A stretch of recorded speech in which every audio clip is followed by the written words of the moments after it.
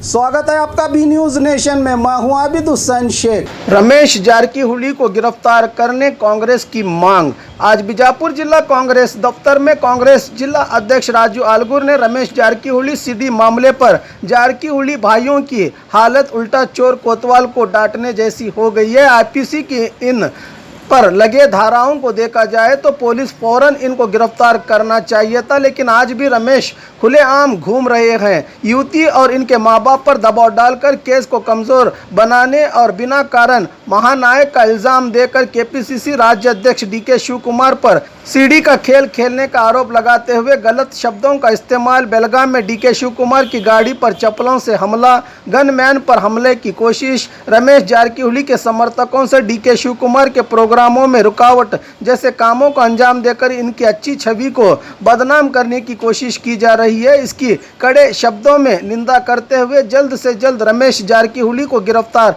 करने की मांग की। जिला कांग्रेसियों में अब्दुल हमीद मुशरीफ, मोहम्मद रफी टपाल, चांद साहब गडगला और कई कांग्रेसी पदाधिकारियों ने ಒಂದು ಸನ್ನಿವೇಶ ಇವತ್ತು ನಿರ್ಮಾಣ ಆಗಿದೆ। ಮಾರ್ಚ್ 2ನೇ ತಾರೀಕಿಗೆ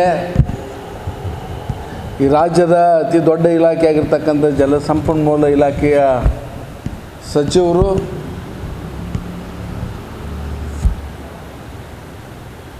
ಒಬ್ಬ ಮಹಿಳೆ ಜೊತೆ ಸಿಡಿಯಲ್ಲಿ ಅವರು ನೋಡಬಾರ್ದ ಸ್ಥಿತಿಯಲ್ಲಿ ಮಾಡಬಾರ್ದ ರೀತಿಯಲ್ಲಿ ಮಾಡಿ ಇವತ್ತು ಸಿಡಿ ಬಿಡುಗಡೆ ಆಗಿರ್ತಕ್ಕಂಥವೆಲ್ಲ ನೋಡಿದ್ದೀರಿ। ಇದೆಲ್ಲ ಇಡೀ ರಾಜ್ಯಕ್ಕೆ ಮತ್ತು ಪ್ರಜಾಪ್ರಭುತ್ವಕ್ಕೆ ನಾಚಿಕೆ ತರ್ತಕ್ಕಂಥ ವಿಚಾರ।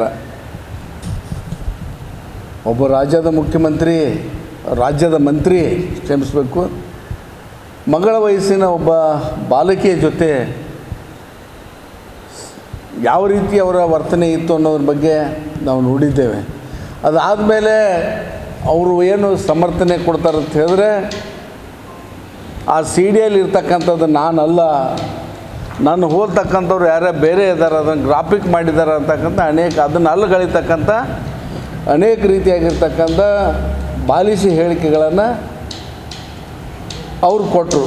ಅದಾದಮೇಲೆ ಅವರ ಸೋದರಾಗಿರ್ತಕ್ಕಂಥ ಬಾಲಚಂದ್ರ ಜಾರಕಿಹೊಳಿ ಅವರು ಇಲ್ಲ ಅದು ಹನಿ ಟ್ರ್ಯಾಪ್ ಆಗಿದೆ ಅಂತ ಹೇಳಿ ಒಪ್ಕೊಂಡ್ಬಿಡ್ತಾರೆ। ಮಾಧ್ಯಮಕ್ಕೆ ಬಂದು ಅದು ಹನಿ ಟ್ರ್ಯಾಪ್ ಆಗಿದೆ ಅಂತಕ್ಕಂಥದ್ದು ಹೇಳ್ತಾ ಇದ್ದಾರೆ।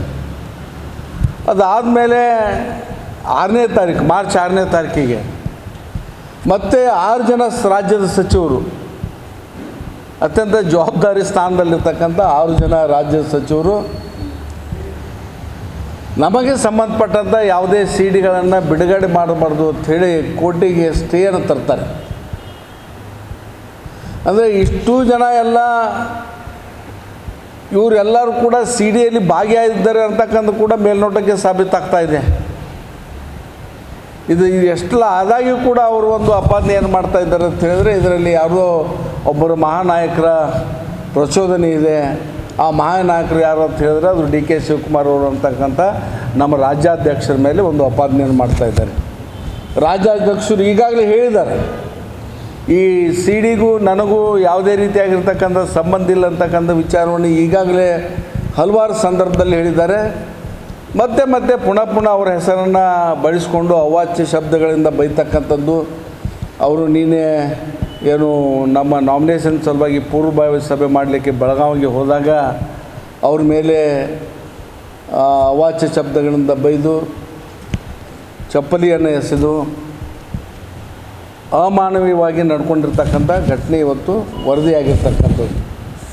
ಇದನ್ನು ನಾವು ಖಡಾಖಂಡಿತವಾಗಿ ಕೂಡ ಖಂಡಿಸ್ತೇವೆ। ಇಡೀ ರಾಜ್ಯದ ಕಾಂಗ್ರೆಸ್ಸಿನ ಎಲ್ಲರೂ ಮತ್ತು ಕಾಂಗ್ರೆಸ್ಸನ್ನು ಬಯಸ್ತಕ್ಕಂಥ ಎಲ್ಲರೂ ಕೂಡ ಇದನ್ನು ಖಂಡಿಸ್ತಾ ಇದ್ದಾರೆ ಅಂತಕ್ಕಂಥ ಮಾತನ್ನು ಇಲ್ಲಿ ಹೇಳಲಿಕ್ಕೆ ಬಯಸ್ತಾ ಇದ್ದೇನೆ। ಯುವತಿ ಒಂದು ಸ್ಟೇಟ್ಮೆಂಟನ್ನು ಜಾರಿ ಮಾಡೋಳು, ಇಲ್ಲ ನಮ್ಮ ಪೋಷಕರಿಗೆ ತಪ್ಪು ಮಾಹಿತಿಯನ್ನು ಕೊಡಿಸ್ತಾ ಇದ್ದಾರೆ, ಹಂಗೇನು ನಡೆದಿಲ್ಲ, ನಾನು ನಾಳೆ ಬಂದು ನಾನು ನ್ಯಾಯಾಧೀಶರ ಮುಂದೆ ನಾನು ನನ್ನ ಹೇಳಿಕೆಯನ್ನು ಕೊಡ್ತೇನೆ, ಏನು ನಡೆದಿದೆ ಘಟನೆ ಅಂತಕ್ಕಂಥದ್ದು ಕೂಡ ಈಗಾಗಲೇ ಹೇಳಿದ್ದಾರೆ।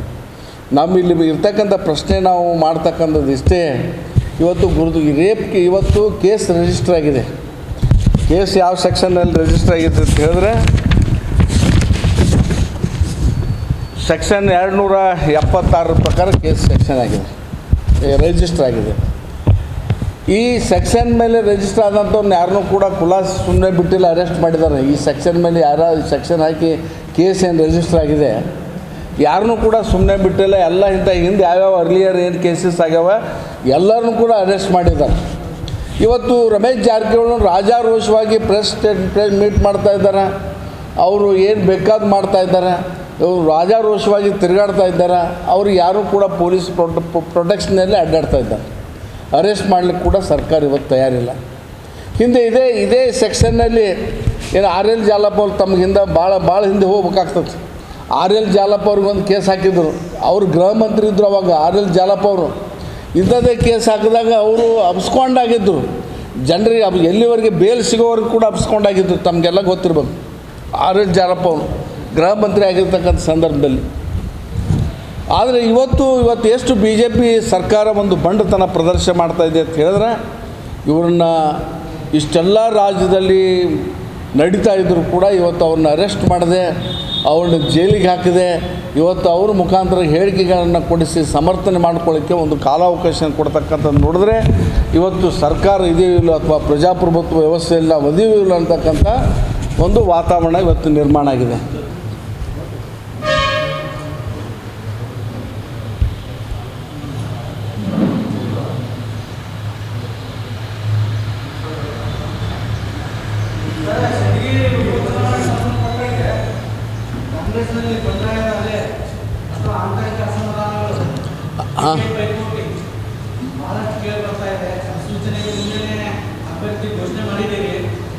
हमारे हॉस्पिटल में औरतों से जुड़ी हर बीमारी के इलाज के साथ अब शुरू हो चुका है डिलीवरी, चाहे नॉर्मल हो या सिजेरियन, कम दामों में किया जाएगा। 24 घंटे माहिर डॉक्टरों की निगरानी में। अस्पताल का पता सखाफरोजा 4 नंबर स्कूल के करीब, बीजापुर। आपके घर की खूबसूरती का साथी A1 ग्रेनाइट एंड मार्बल्स। अपने घर की खूबसूरती के लिए हर तरह के फर्श, बाथरूम टाइल्स और आंगन को दिलकश बनाने पार्किंग टाइल्स और चमकदार वेट्रीफाइड और कड़पा कम दामों में आपके बजट और आपके सपनों के घर का हमें है ख्याल। आकर्षित और मन मोह लेने वाले डिजाइन के साथ आज ही विजिट कीजिए A1 ग्रेनाइट एंड मार्बल्स, अतनी रोड, पुष्कर नगर, SYN 752 बीजापुर। मोबाइल संख्या 8073639921 7411651430 पर। और खबरों के लिए देखते रहिए B न्यूज़ नेशन।